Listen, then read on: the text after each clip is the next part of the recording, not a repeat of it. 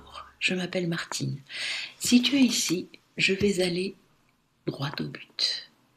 Il y a de grandes chances que tu sois quelqu'un qui réfléchit beaucoup. Pas par anxiété, par fonctionnement. Ton cerveau traite vite, en profondeur, en permanence.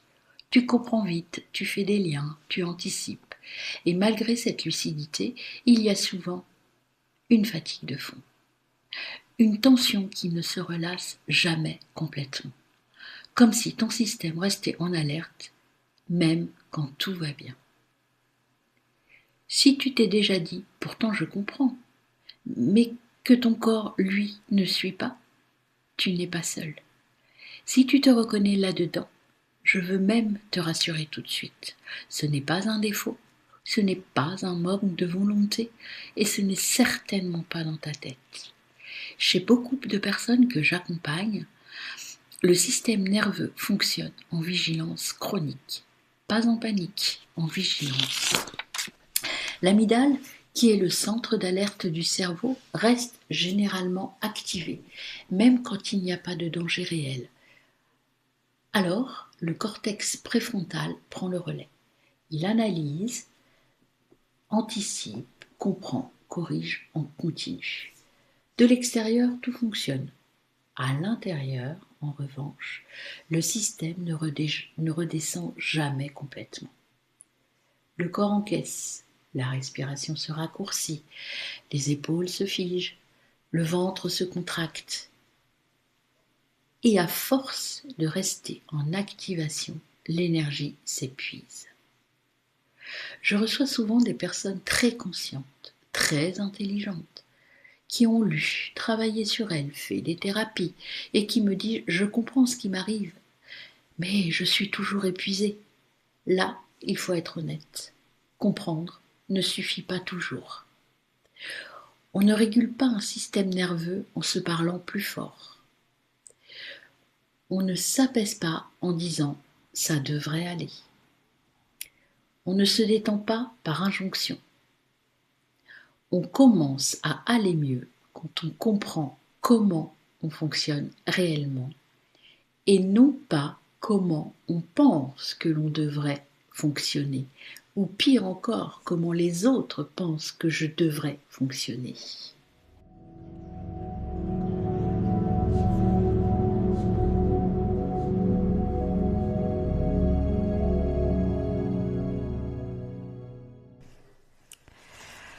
Et c'est là que ma posture commence à se différencier. Moi, je ne te dis pas ce qui va arriver, je ne lis pas l'avenir. Je n'annonce ni de bonnes ni de mauvaises nouvelles. Et j'ai fait un choix très clair dans mon parcours. J'ai arrêté les tirages prédictifs. Pas par idéologie, par observation. Parce que j'ai vu que ce que cela produit. De l'attente, de la dépendance et parfois même une dépossession intérieure. L'attente focalisée sur le futur empêche la prise de conscience des schémas internes déjà actifs. Or, le futur change dès que le présent est compris. Ce qui se répète, ce ne sont pas les événements, ce sont les mécanismes non conscients. Mon travail aujourd'hui consiste donc à lire ce qui est déjà à l'œuvre dans ton système, pendant que tu fais de ton mieux pour tenir.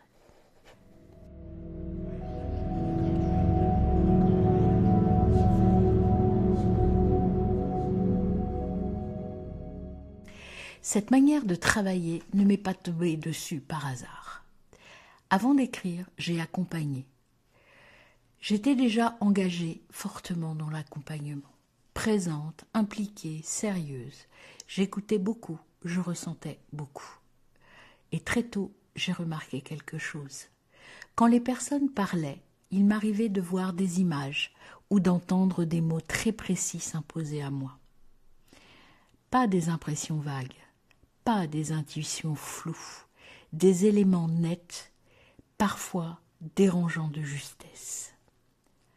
Longtemps, j'ai mis ça de côté, parce que ça n'était pas rationnel, parce que ça n'était pas enseigné, et surtout parce que je ne voulais rien projeter sur l'autre. Alors, je me suis formée encore et encore sur le cerveau, sur les émotions, sur les mécanismes projectifs, sur la manière dont l'inconscient s'exprime, par image, par symbole, par fragments de langage. J'ai compris alors que cette capacité n'avait rien de magique. C'est une hyper-perception relationnelle qui devait être cadrée, vérifiée et surtout jamais imposée.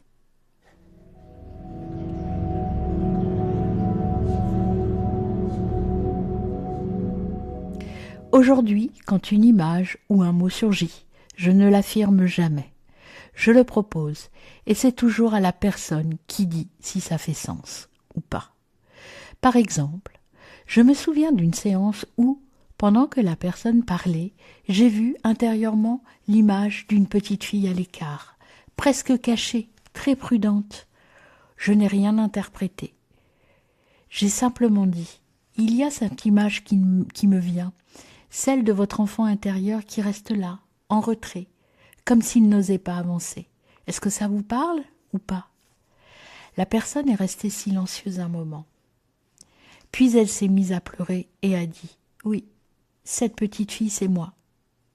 J'ai toujours eu peur d'être moi, peur de déplaire à mes parents. » À partir de ce moment-là, le travail n'a pas porté sur l'image.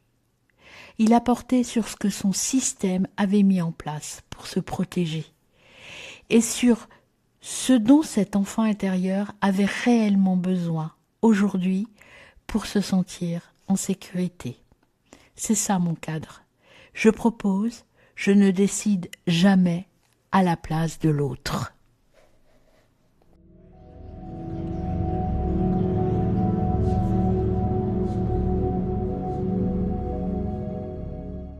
Certaines choses, je n'ai pas pu seulement les accompagner chez les autres, il a fallu que je les traverse moi-même. Et c'est comme ça qu'est née Enfin Morte, quand continuer comme avant n'était plus possible. Et puis vint la libération, quand j'ai compris que je n'étais pas faible, mais conditionnée. Avec thérapie oraclienne, j'ai mis en place mon accompagnement partagé entre la neuro, l'écriture, les symboles.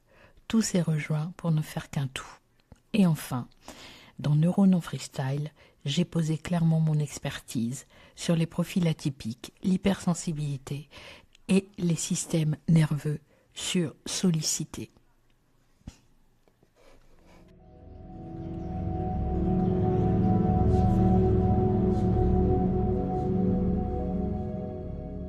Avant de tirer les cartes, je veux préciser une chose importante.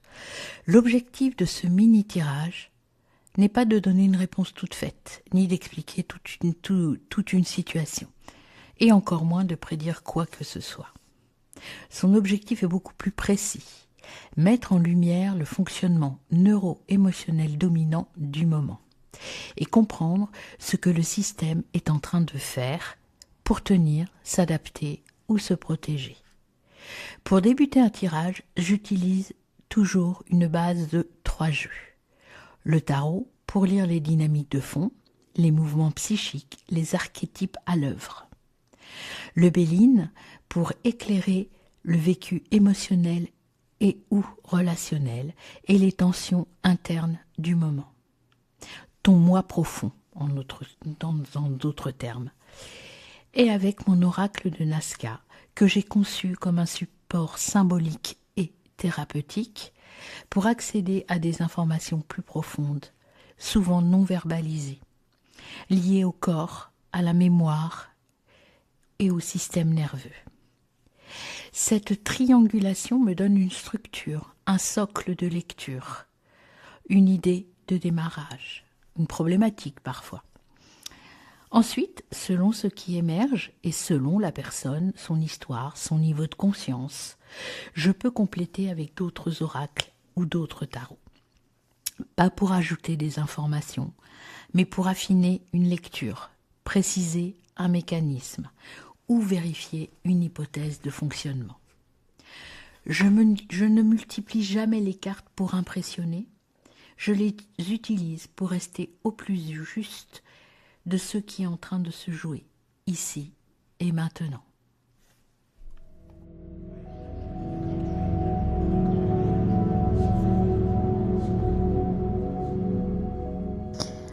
Donc voilà la petite démonstration de tirage. Bien évidemment, c'est une petite démonstration et pour le coup, les autres tirages que je vous proposerai sur cette chaîne seront beaucoup plus longs et beaucoup plus complets. Là, nous allons voir ce qui est en train de se faire en ce moment pour vous. Donc, pour cela, je vais utiliser 3 jeux, le tarot, ici, le Béline et l'oracle de Nazca. Donc, dans le tarot, ici, nous allons lire les dynamiques de fond, c'est-à-dire voir ce qui est en ce moment en jeu au niveau des mouvements psychiques et quels sont les archétypes qui vous bloquent peut-être ou qui vous empêchent d'avancer. Donc je ne prends qu'une seule carte, c'est pour ça que je ne prends pas toutes les cartes. Voilà, c'est celle-ci qui est tombée. Nous la retournerons tout à l'heure. On regardera aussi le dos de paquet pour voir un petit peu ce que ça complète comme message. Ensuite, avec le Béline, ici, le mini Béline, je vais donc voir le côté émotionnel, relationnel et les tensions internes du moment. Qu'est-ce qui vous empêche? Qu'est-ce qui vous bloque? Qu'est-ce qui empêche et qu'est-ce qui bloque?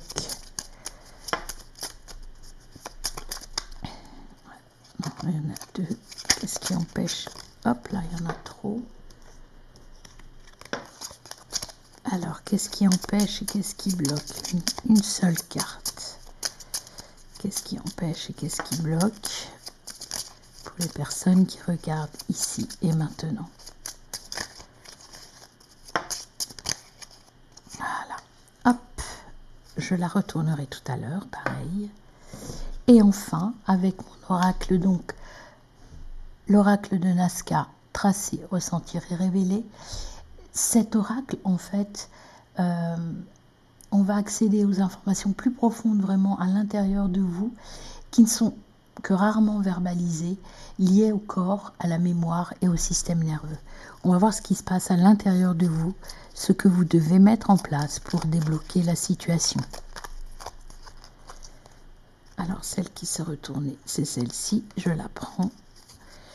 Voilà. Alors, nous allons regarder déjà, donc avec le tarot, les mouvements archétypes, ce qui est en vous, qui est ancré. On a l'énergie. On va voir après. Ici, ce qui vous bloque, c'est le despotisme. Et ce que l'on a ici, c'est apprendre à communiquer. Je dirais qu'en ce moment, ce qui se joue pour vous, ici, c'est que vous êtes quelqu'un, un être rempli d'énergie, d'envie. J'ai envie de passer à l'action. J'ai envie de développer des choses. En revanche, ce qui vous bloque, c'est les liens qui vous tiennent. Alors, ça peut être des liens par rapport à votre histoire familiale, votre histoire personnelle. En tout cas, il y a des liens bloquants qui vous empêchent d'exprimer cette énergie qui vous correspond, qui vous symbolise en fait. L'énergie, les archétypes à l'œuvre, c'est vraiment votre mode de fonctionnement profond, ancré en vous. Mais là, ce que vous mettez en place ici et maintenant, c'est-à-dire votre vécu émotionnel, relationnel, il y a beaucoup de tensions, vous vous empêchez d'aller. Alors, plusieurs interprétations possibles selon les domaines. Au niveau professionnel, vous vous sentez un peu enfermé, un peu empêché de faire en fait. Vous vous sentez empêché de faire. Au niveau relationnel, vous pouvez vous sentir enfermé dans une relation ou dans des relations qui ne vous conviennent plus, qui vous laissent un petit peu sur votre faim et qui vous empêchent d'être vous. Ou peut-être est-ce vous qui vous empêchez d'être vous, qui réfrénez toute cette énergie qui est en vous pour ne pas blesser, pour ne pas déranger, pour vous suradapter peut-être tout simplement. Souvent, on ne veut pas montrer vraiment qui on est, de peur de choquer ou de peur de se sentir mis à l'écart, mis à part. Et ce que l'on vous dit ici, ce que vous devez développer au plus profond de vous, ce que vous avez envie de mettre en place, c'est le crier, le dire, la voix. Si vous voyez ici, la voix, c'est le porte-voix. J'ai envie de hurler au monde qui je suis, de me détacher, de me libérer de tout ça. Eh bien, allez-y, faites-le. On va regarder le dos de paquet. Vous voyez qu'ici, avec l'énergie, on a le cavalier de bâton qui vous dit de foncer, d'y aller, d'avancer, exprimer toute votre énergie. Ici, au niveau du despotisme, le dos de paquet, c'est le changement. Sortez de cette sensation, de cette impression d'être bloqué. Et ici, le fait d'exprimer, de hurler ce que vous avez en dos de paquet. Ici, vous avez la frégate. La frégate, c'est la liberté. Je prends mon envol, j'y vais, je fonce. Voilà ce petit tirage, ce que ça exprime, en très peu de cartes en fait, votre état actuel et comment faire.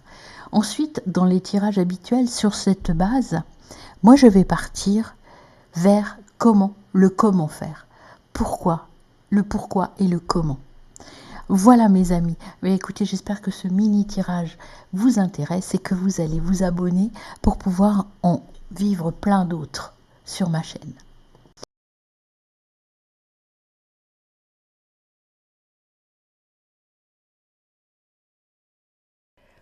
Le tirage que tu viens de voir, ce n'est pas une réponse, c'est une lecture. Et si quelque chose résonne pour toi en m'écoutant, ne cherche pas à analyser.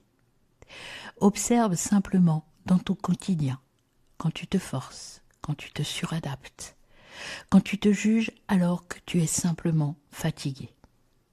La conscience précède toujours la régulation. Sur cette chaîne, je te proposerai régulièrement des tirages thématiques, généraux, professionnels, relationnels, orientés coaching.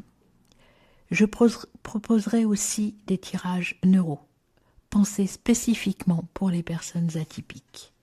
Ici, on ne cherche pas à entrer dans une norme, on cherche à comprendre un fonctionnement, ton fonctionnement. Et si, à un moment donné, tu ressens le besoin d'aller plus loin, je propose aussi des séances individuelles, en visio. Pour plus d'informations, tu peux simplement m'envoyer un mail. L'adresse se trouve en description.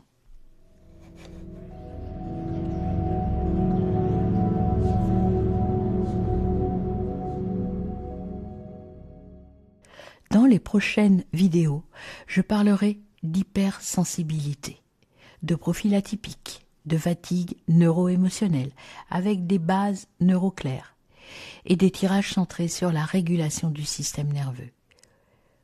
Si ce que je te dis ici te parle dans ton corps autant que dans ta tête, alors tu es exactement au bon endroit. Abonne-toi, commente et like. Et surtout, à très bientôt.